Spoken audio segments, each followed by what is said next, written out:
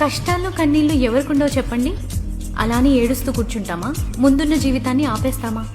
ఒక్కసారి సిరివెన్నెల గారు ఏం చెప్పారో వినండి.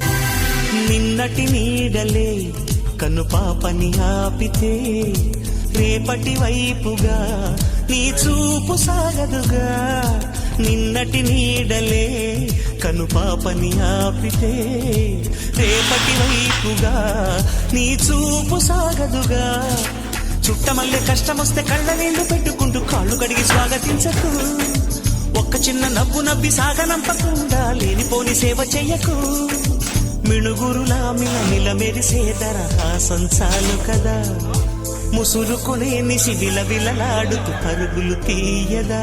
నవ్వే నీ కళ్ళలో లేదా జాబిలి, నవ్వే ముంగిళ్ళలో రోజు దీపావళి. ఓహో